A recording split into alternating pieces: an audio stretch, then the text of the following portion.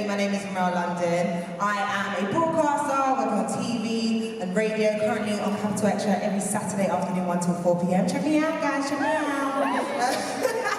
But I am also the founder of a creative platform called The Mainstream, which is my baby. It's all about, literally, sharing journeys into the creative industry, aka the mainstream. I feel like personally for me, I've had a very unique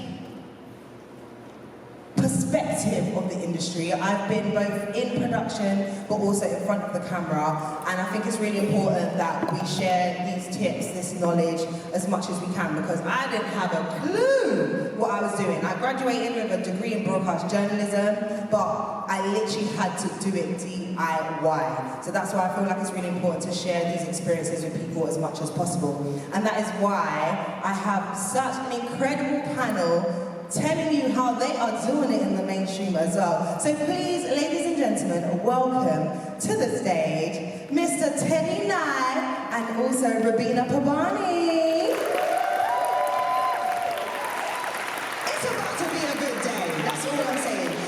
So if you do want to share any content specifically for the mainstream, I'd love for you to do that. Hit us up at The Mainstream UK on Twitter, on Instagram, and hashtag The Mainstream, and of course, hashtag New Voice Awards as well, and hashtag Amplify, because we're about to get lit today. So, I'm so excited to be speaking to the both of you, because you have really, really created such diverse ways and unique journeys into the industry. So I think, first of all, we need to get to know you guys. So, hi, Remel.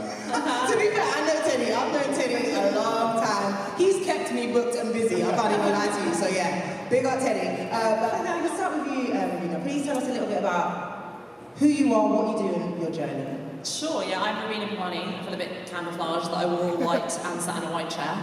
I'm head of ITM Productions. I'm head of short form ITM Productions, and I co-host a podcast called Brown Girls Do It Too for BBC Sounds. Whoop, whoop, whoop. We love podcasts, sorry, I'm obsessed. Thank you. Teddy, tell us about yourself. A little bit about the journey, because you've been in this game a while. Obviously, you look 21, but... That's a nice start to the day, thank you. But yeah, tell us a little bit about your journey into the mainstream and your poppin' business. Thank you, Remel. I appreciate the lovely introduction. Also, big up yourself, big up you, Rubina, big up the TV Foundation and then the TV Festival and the NBAs and everybody in the audience. Good morning! Shout out all the Fully Focused team, Gabby, Yana, everyone. Love. So Teddy Nygh is my name, and directing is my game. So, so I started directing years ago, and I had my own journey into things, but I know we're going to come to that later. So what I also am is the co-founder and creative director of Fully Focused, and we have a few strands. We have Fully Focused Productions, Fully Focused Community, MYM Academy, and MYM The Channel. Shout out anyone that watches. If you're not subscribed, you should. It's the best films on YouTube. Jeez. Yeah. Thank you so much. No, honestly, you both had such incredible journeys, both behind the screen and behind the mic. But I'm going to start with you actually, Teddy, because like I said, we've worked together many times, and just to add a little more heat to his repertoire, Fully Focused is the UK's leading youth-driven production company, which has had two other incredible strands, Million Youth Media and MYM Academy, which I think is so incredible that you have dedicated yourselves to supporting the next generation of creators, filmmakers, and specifically underrepresented talent. That is so important, and just thank you for your contributions. But why in particular did you decide to focus on youth production? So that story is connected to my own experiences as a youngster growing up in London, and bring this round. And so I was kicked out of school at the age of 15, and I went on my own kind of mad journey. And one of the things that I found on that journey was stability is the thing that felt like was missing. Mm-hmm. And so I think for a lot of the younger generation, that stability is the thing that is most important, because with stability comes consistency.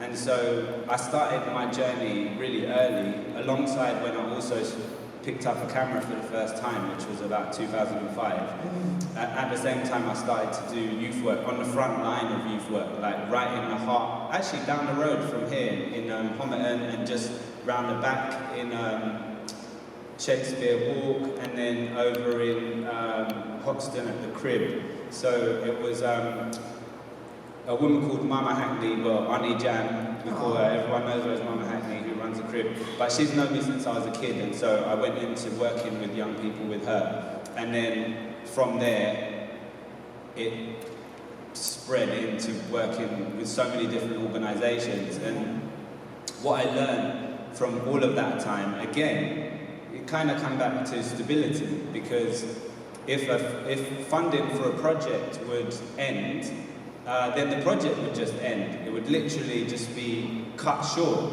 And it meant that the journey and the progress and even the trust and the relationship, everything was cut short, and it felt kind of counterproductive. So I wanted to set up an organisation where we could ensure that there was a long-term support system, a 360-degree support system in place that could ensure that on your journey, as well as changing the face of the industry, which is very important to us, and all of my own experiences. Even though I look how I look, I experienced a lot of blocks with the work that I was doing. And so, me understanding that meant that I wanted to create something that could change that for the long term.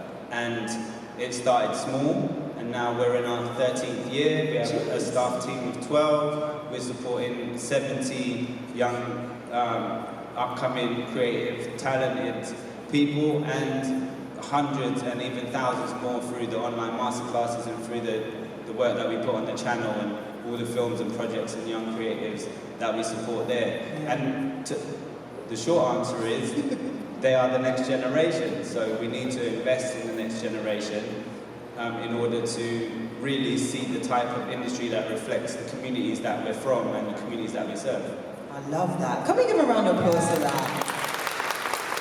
Such a beautiful, beautiful journey. And I think that's exactly it. You knew what it felt like to be that young person that felt like they didn't know what they were doing and they needed a little help. So it makes so much sense that you would, pay it forward, and you are literally flying the flag for youth content, which I love. I can't lie, I'm a big woman now, but this this was definitely a major part of my journey, and connecting with youth content and stuff. I've followed your channels for so many years, and he will always, if you know Teddy, he'll be like, yo, Remel, I got work. I'm like, let's work, baby, let's work.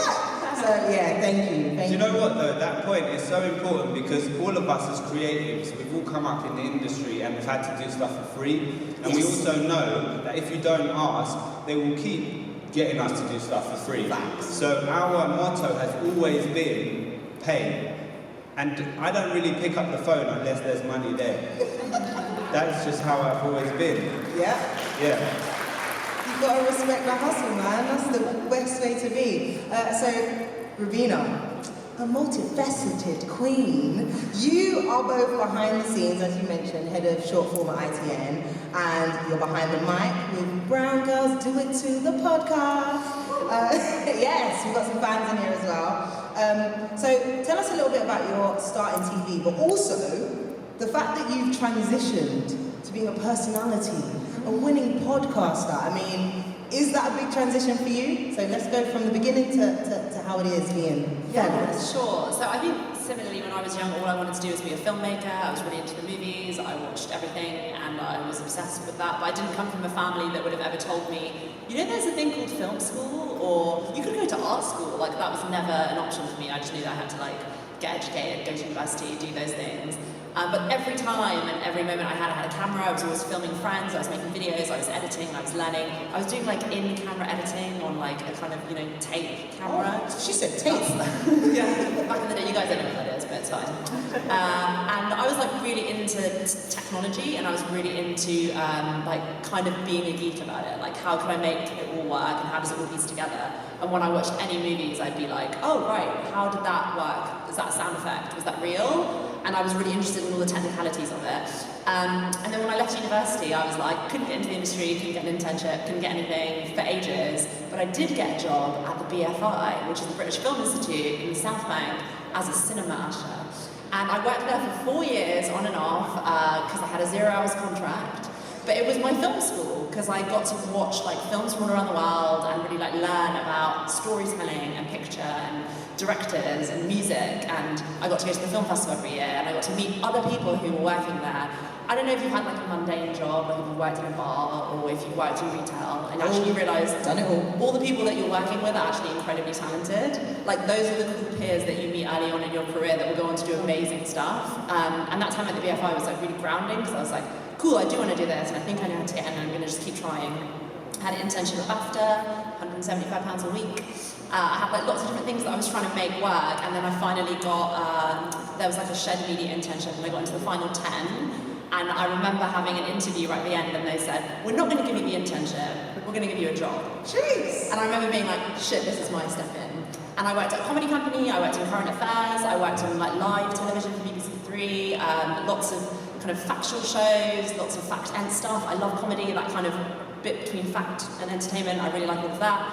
And yeah, I don't know what happened, because I didn't have a big ambition like you, and I wish I had. I wish I'd thought back, this is what I want to do. And instead I've just let my career be dictated by opportunities, which I think does happen, right? You know, you're just like, well, they think I'm cool, I'm going to go do that for a while. And then because I was really into video making, I wanted to learn about audio, like how to record crisp audio, and then I decided to do my own podcast, which I did with a friend, under a duvet with a mic, trying to get it really good in sound. And I did a podcast that was just like really grassroots, really low-key, and I did it in my weekend in my spare time, set up an Instagram account for it, and then somebody from the BBC Asian Network heard an episode where we were talking about sex, and he said, I want to do a podcast about brown women talking about sex, would you be up for it? And so I did that too. And it's been really fun, like, doing it the other way, because if you are ever in the edit and you've done all your video and you're like cutting sound bites together, and you're like, okay, cool, that's what is nice, and then you're in front of the mic and you're like, shit, I've got to think in sound bites, I've got to speak in sound bites, because that's the stuff that they'll make it into the edit. And so that's a really interesting way when you come from it from the edit into the front. Wow. I love that. Like, what are my sound bites today? You can only sound bites, Remel. I mean, I love a sound bite. But no, that is such an incredible journey as well. And I love that you said you let the opportunities kind of lead you and direct you, because that is such a unique thing, that you were basically getting jobs, and that just developed, and you were, it's kind of like a word of mouth thing. Like each time you got a job, you applied for something. Was you actively applying for jobs, or was it? This is the really interesting moment all of us know about the industry, right? It's all word of mouth. Like you get your first job, you get this first opportunity, you've got to impress the shit out of them. Yeah. So that they can recommend you to the next person, to the next person, to the next person, and then all of your references are the most important stuff. Like never leave a job unless they're really horrible to you. Don't ever leave without it being amicable. Like that is your reputation. It's really important in this industry. And people work with people they like. Yeah, facts. Love that. And I just love the transition of you guys being like, yeah, we're just gonna make a podcast. Yeah, we just won a couple of awards. Yeah, the BBC Asian Network are killing it. Really want to work with us. That is beautiful, and it's the authenticity of that as well. You weren't like, oh, we need to be on this platform. You're like, actually, it just is organically sick. I love that for you, and yeah, congratulations. Can you give a round of applause to Rubina, because that journey is an incredible thing. So one thing I will say, you've proven that it is possible to make it in the mainstream by being independent, having your own platforms. So obviously with the podcast, you know, you was approached, and Teddy starting on YouTube, like that is always going to be scary. I'm sure there's a lot of creators that are thinking, oh, start a whole channel myself, ew. So, what moment or project, or was there a major collab that made you think, I think you've kind of touched on it a little bit, Rubina, but is there a major collab or project that you're like, oh my gosh, I think we've made it. I think we're in the mainstream right now. So let's start with you, Teddy. I think we're always making it. So, okay, I like that. You know, the nature of being ambitious, I guess, and human nature as well, is you're always thinking about where you want to get to, or you know, you get to somewhere and your sights are at the next place. But within that, it's always really important to celebrate where you've got to along the way. Definitely. And that's something we've always done at Fully Focused. Anyone who's been to any of our events know. And it's all year, because we have so many different events and screenings, and more than ever now.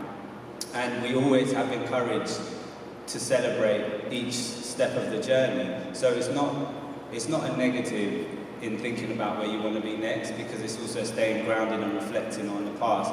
But I would say there's still so much for us to do and so much for us to achieve. So that's why I say I haven't considered it as we've made it. But in terms of feeling like we've arrived, Okay, you know, I like that. I think it would have to, I mean, when you hit 10 years, I think things start to happen. People start to realise that you know what you're doing, because you've navigated and been through the storms and ridden the waves and the ups and downs, and you're still here and you're still doing what you said that you were going to do 10, in our case 13 years ago. But Prue would be the thing. So Prue, for anyone who's never heard of it, it's a 4-part comedy drama series set in a pupil referral unit, which is a school for excluded children. And it's with BBC Comedy and BBC Three. It currently lives on iPlayer. And this was a commission by the BBC for Fully Focused. And what made it so special is that we were left to do what we do.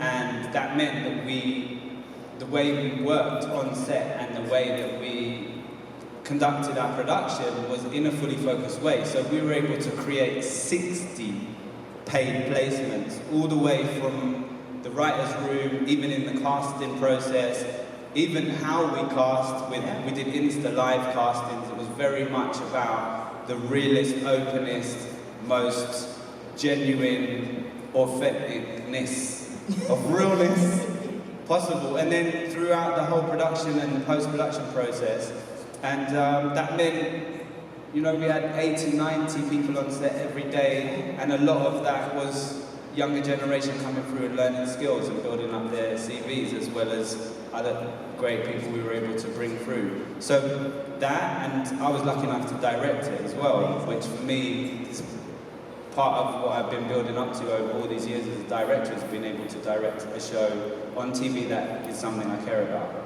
Love that. Can I just say, Prue is hilarious. The cast are incredible. They're actually featured on the Mainstream Park podcast, so please do listen to that episode. But even the cast talk about how genuine and how family-orientated that set was. Like, it sounded like the most, I don't even know how to describe it. Listen to the podcast, you'll hear them say it. But they made me feel like I was missing out by not being on set. And I was like, you guys had fun, and that's a beautiful thing to hear, because the industry's hard and they had the best time. Yes. That's beautiful. Yes, thank you, Remel. It is really, really challenging and tough. Like, it's somewhere we all aspire to be, but the hours can be incredibly immense, the pressure, and also there's a lot of toxicity on set still, you know? And so our goal is to make all sets feel like a fully focused set, because the most nurturing environment is the most productive, right? And we want to have fun. We've been trying to arrive at this place for how many years?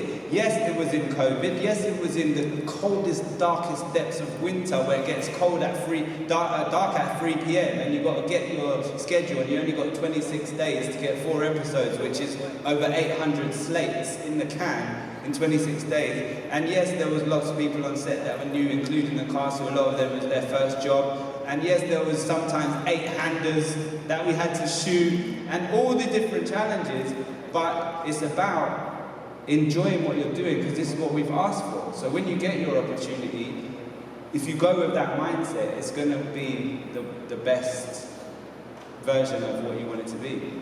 You have arrived. I love that. Soundbite. Just the beginning. Love that, thank you. And Rubina, for you, obviously, Brown Girls Do It Too was super independent, as you said, under a duvet. So, were there any major moments where you were like, oh, we've made it, we've arrived? I kind of agree with you, actually. I think if you've made it, then you'll just stop trying, because you're like, we're done. Like, what else is there to achieve? I feel like we've still got a long way to go, the stuff that we'd like to do. We did a TED Talk earlier this year, and that was a pretty big moment. I remember being like, it was in Sadler's Wells, and there was like 1,000 people in the audience, and we were like the last people to come on. And the woman before us was this amazing Iranian activist who just did this like really powerful story where she'd ended up cutting her hair on stage in front of everyone. And me and Poppy were in the wings being like, right, we're about to go on and talk about funny farts. Is that do you think we need to, are we supposed to be here? Like, have they scheduled this correctly? But that was a real moment because we came off the stage and the Iranian woman came up to us afterwards and she was like, I love that we're doing the same thing. And I was like, no man, you're like this amazing activist, like cutting off your hair. We're just like being clowns. But I guess it's like understanding that there is some kind of radical activism in our podcast, and that felt really good. That felt like, okay, we're doing something. It feels like powerful. That's amazing. I love that. You're like, I don't know if this is the same arena, but we're here. We've arrived. Love that. Love that. Okay, so I think it's really important that we drill home that creators, if you have an idea, do it. Don't be afraid. And especially with the success of independent podcasts, YouTube, TikTok, and loads of social media platforms, creators have the opportunity to do it themselves. But, do you think they should still aspire to be in the mainstream on, established platforms, broadcasting channels? Like, I'm sure there's people that are killing it themselves, got like millions of subscribers, but is it something to consider about partnering with a major broadcaster? Who do you want to throw it to first? Anyone. It's up to you guys. No, you go for it. You sure? Thank you. So I would say my personal take on that is stronger together, and being an island on your own, you can only be an island on your own for so long. So for us, we specifically built our own thing with a mentality of build it and they will come. But it's not just about build it and they will come, it's about build it and they will come, and then we will also come for them. Yeah. Because if you're on your own, no matter how great you've built is what you've built, it feels a bit us and them.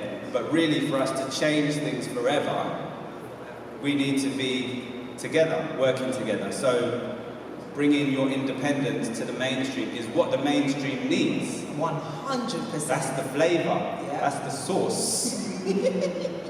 So that's really important to collaborate when the time is right for you. Makes sense. Yeah, I would say I kind of think if you're a content creator and you're making your own stuff, that's the most wonderful bit of amateur making you can do, because broadcasters have slots and financial imperatives and commissioners, and they just think about things differently. If you're making your creative stuff, no one else is filtering it, right? You need your own execs, right? You need your friends who are going to watch your stuff and make sure it's good before it goes out. There should be that level of it. But that is really beautiful, because you don't have anyone interrupting you. When you get into the industry and you have an idea for a documentary, you get it commissioned by a commissioner, then there's an exec, there's an AP, there's the contributors who have their opinion on how it's going to be made. There's many opinions that you have to navigate to make this thing. But if it's just you in your bedroom, it's so cool you get to do this thing that's just purely you. And so I think it's really important to like hone that and protect it for what it is and be proud of it. And yes, there are broadcasters and there's money and there's a system, but what you're doing is also like incredibly valid. And I think, I don't know, like rating them a little bit equally is nice too. That's really, And just to add to what Rubina said as well, I think it is so important, because ultimately, if you build your own thing and there's freedom in that, and so that freedom is probably the best time of your life, because you can just create, and that's what you want, freedom of expression, right? And as soon as you start working in with bigger structures, that comes with restrictions, and it's important to still learn how to navigate those restrictions. But for us, I think we got to a place where we slowly worked with enough different people to understand how to navigate that. So then when it was time to go into the mainstream, because I think there's different levels of it, depending on, there's different layers of commissioning, there's different layers of people that can commission you. You know, there's brands, there's agencies, there's broadcasters, there's streamers, and as you navigate through, I think it helps you to know how and when to adapt and how to pick your battles as well, because ultimately you want to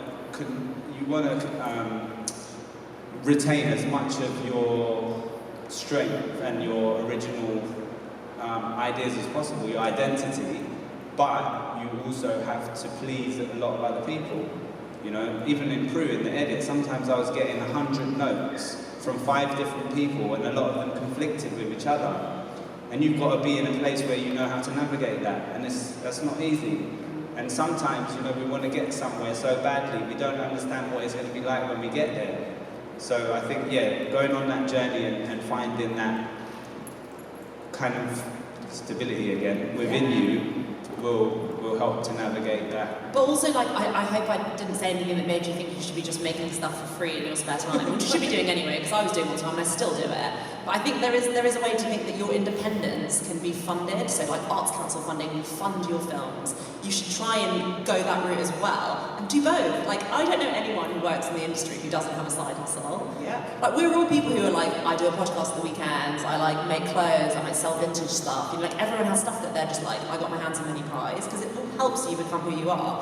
Because the industry still has a structure and a way of working, and if there's stuff that you want to achieve and you can't always get there easily, just do it anyway. Yeah, that's perfect. That's perfect. And yeah, we definitely understood you. Like, you know, it is about having that creative control more than anything, and I think Teddy, you've proven that more than anything, that you guys made sure on the set of Peru, even though it's commissioned by BBC Three, it's going on iPlayer, you make sure you get the fully focused package. So that is a beautiful thing. So yeah. Rubina, I want to touch back to the fact that you are the head of short form at ITN. That's huge, and I think that's an incredible testament to your producer hat, which is incredible. But I actually assumed that you had the commissioning powers. I didn't know what to call it, commissioning powers. But you explained just before we came on, it's a little bit more different to that, because I was really interested in finding out how easy is it for new talent to be a part of ITN, but can you give us a little bit like Yeah, sure. I was going to say I should explain what ITN Productions is, because I think if any of you hear that, they're like, she works for a corporate production company or she works for ITV. I don't work for either of those things. I work for a production company called ITN Productions. They're probably one of the biggest production companies in the country. They're big. They're like BBC scale size. They're like large. And they have like an archive that dates back to the 50s, but most interestingly, they're probably the only production company in the world that have 3 newsrooms in the building. So we make Channel 4 News, Channel 5 News, and ITV News. And then we have the production arm, which makes lots of documentaries. So we made For Sama, which was an Oscar-nominated documentary. We've made lots of Channel 5 royal documentaries. We did the Prince Harry interview recently with Tom Bradbury, that was us. We do a lot of like factual current affairs, dispatches type programming. And then I look after short form, which is like the weird start-up within ITN, where we make videos and podcasts, and we pitch to clients like Channel 4, BBC 3, or Audible, Spotify, BBC Sounds, and I make podcasts and video. My job is to pick up ideas for podcasts and video, go to commissioners, say, you should really buy this, I'm going to make it great. And then they give us the money and we go and make it. But 90% of my job is them saying, no, we don't want it. That's resilience is the really key to have in it. Yeah, it's a war of attrition in the media industry, because you'll get a lot of no's, but just hold out for that yes, because it's coming. What was the other part of the question? I can't remember, I just ballowed it on. For new talent, how can they, in all honesty, get in? Yeah, I mean, I think like social media has like got such an incredible power, and it's really democratic. Like all of us have phones, all of us can do a little bit of it by ourselves, and I think a lot of new talent who are honing who their brand is, becoming a content creator, are just like connecting with people. Like Saba here, he's in the audience. He's like one of those people that's just like really gonna be someone. Like you don't even need my help because you're like doing all the things. So like trying to meet as many people for like a coffee, and if you watch TV, if you watch anything on TV and you like it, stay for the credits. I know that iPlayer do that thing now where they make it really small and you're like, what's happening? Click onto it, stay for the credits, email the exec, email the AP, email anyone and be like, can I have a coffee? If there's any jobs in that thing that you would want in the end, contact the people that are doing them now. And I wouldn't start with the exec because they're really busy. But maybe go to like the researcher or like the sound designer and be like, how was the set? What was it like? Can you talk to me? Everyone would love to share their knowledge with you. Just find the right people to speak to you. Love that. Rubina, I love you. Well, clearly, I mean, we're in the tip sharing section of the chat today. So I am going to open up to the floor, but before I do that, so have your questions ready and have your pen and paper ready if you're taking notes today, or the notes section in your phone. My question to both you, Teddy and Rubina, what are your tips to making it in the mainstream? So in the podcast, we usually ask for 5, but we're a little limited for time. So one major tip from either of you, or you can do a little bonus tip as well. Who would like to go first? You go first.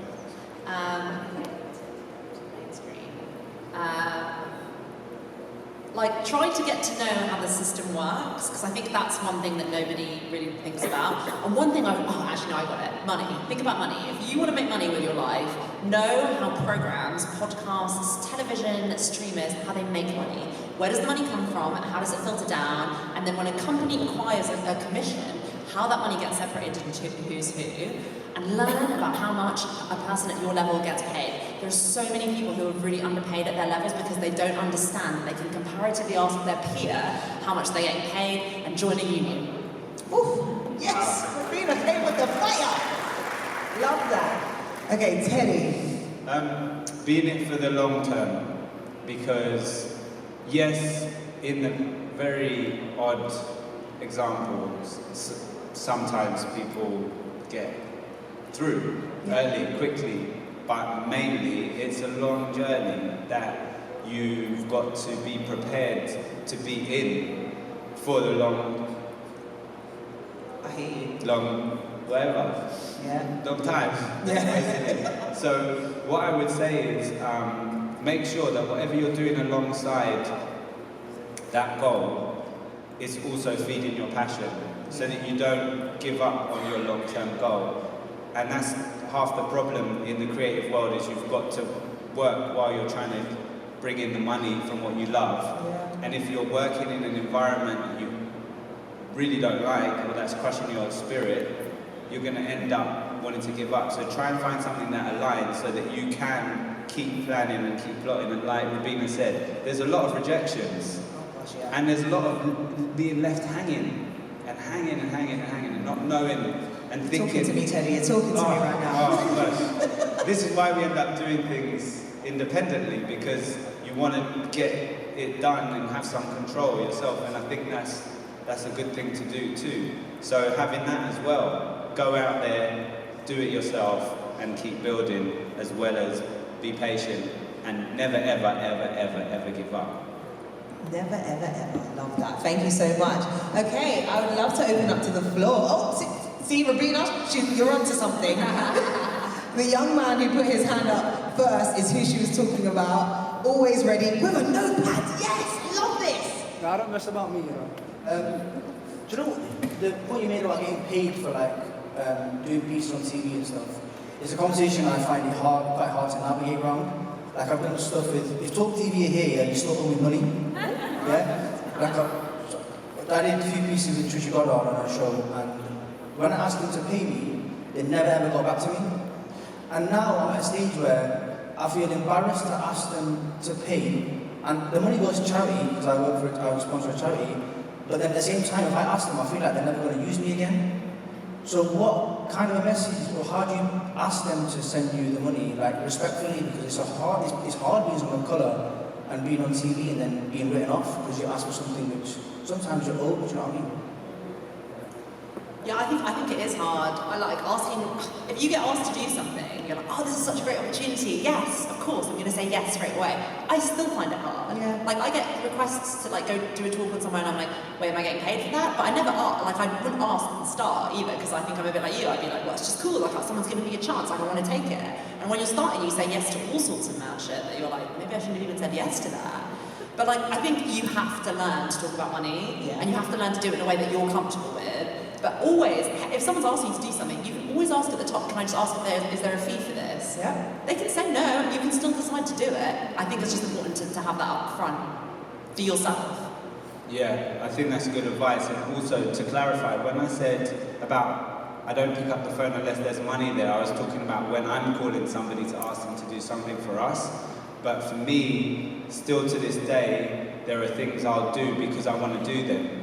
And so yeah, you've got to make that choice within yourself. It doesn't. I think it's important. It doesn't mean that you don't know your worth. If you do something for free because you love it and you really want to do it, you can still know your worth and still do that. I 100% agree. I just want to throw out a little tip that I used to use when I first started out. Make up a fake manager. Oh, Sometimes it's really important that it doesn't sound like it's coming from you, because unfortunately sometimes people don't always recognize that, you know, oh, they're just my friend, they're doing it as a favor, oh, they really want to be here. You can be like, oh, I'm just going to pass you on to my manager. This person doesn't exist. It's just you switching up on your, you know... creating a fake profile. Well, you don't have to do the whole catfish, but like even having like a fake name at the bottom of your signature, it sounds really cheeky, but trust me, it works. Like, I use my friend's name, Charlie. I literally said to him, yo bro, I'm gonna use your name, because he wanted to be in talent management anyway. He was like, go ahead, use my name. And I was like, yeah, my talent manager, Charlie, will handle this. Hand over to the fake email that Charlie uses. It's me. Like, I'm just like, hi, Remel's feet is... That's genius. Because sometimes they don't take you seriously. Not because they don't value you, but because sometimes they actually think you're friends.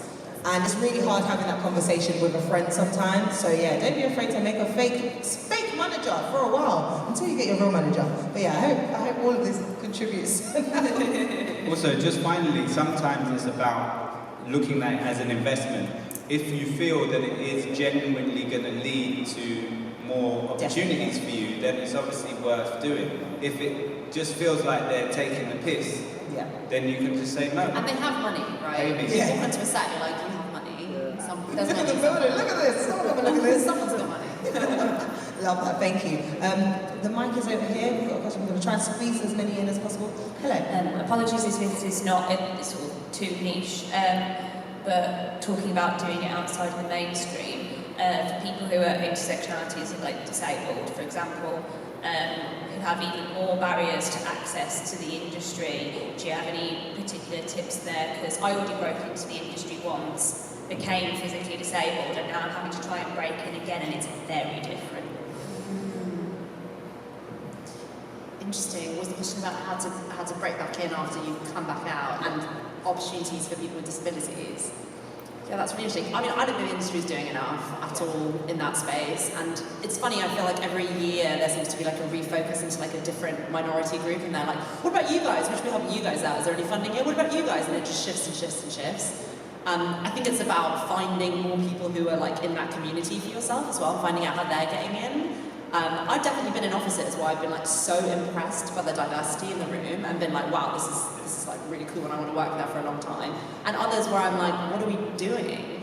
And actually to realise it's my responsibility as much as it is yours, as much as it's anyone in that room to make sure we're helping that feel better. There's a lot of like gatekeepers at the top and there's a lot of things that change. I don't know if you watched the Olivia Awards this year, which is like a big theatre awards ceremony, and there was the woman who won an award but she was in a wheelchair and she couldn't go and collect her award last year. And this year they built a ramp, and she came on stage and she was like, thanks for the ramp, guys, like what the fuck, it was just a ramp. And actually when you realise like those barriers, they're really like simple to relinquish, and like we should all be taking part in helping us, break them down. Yeah, it feels like there's more focus and more opportunities and more awareness of disability now. So hopefully there are avenues to explore, and I guess coming back in to the industry is good because you've had the previous experiences that you can take from, learn from, and now look at what you want to do and how you want to do what you want to do differently.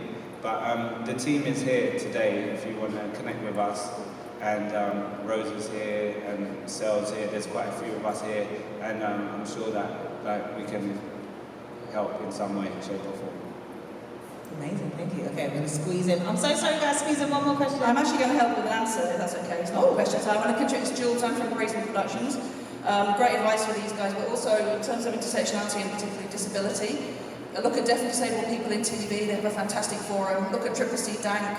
They have amazing resources. They've just put up 12 10 films that follow a production all the way through. You can watch 10-minute films that show you every single department of a high-end TV drama production called Ralph and Katie. So those are two fantastic resources for anyone who is coming back to the industry with an acquired disability or anybody who's neurodiverse, autistic, deaf, disabled. So write those down if you're looking to get into the industry or back into the industry. There's some great resources and screen skills. Sorry, I just wanted to sort of add an answer. So that's really helpful. No, thank Definitely, you. definitely. That is so helpful, and we really appreciate you being able to share that with us today. Unfortunately, guys, that's all the time we have this morning. But can we give another massive round of applause to our special guests, Rubina and Teddy. You guys. And Remel.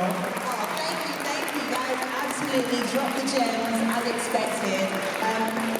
Where can they find you? How can they connect with you?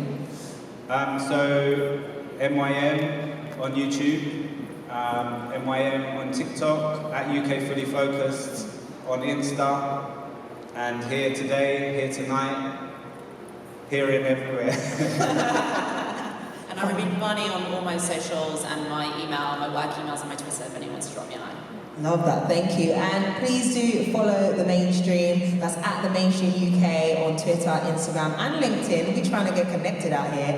Also you can find me as well, Remel_London, Twitter, Instagram, TikTok, LinkedIn, Facebook, YouTube, everything. We out here. But please do follow The Mainstream podcast. This is actually a live recording, guys. Yeah. So if you do have a friend and you're like, oh my gosh, you missed out, they can actually listen back to this on the Mainstream podcast. So please do follow that on Spotify and Apple Podcasts or wherever you get your podcasts. And thank you so much for being here. Enjoy the day, network, and thank you for having me. Have a great day. Thank you, everyone.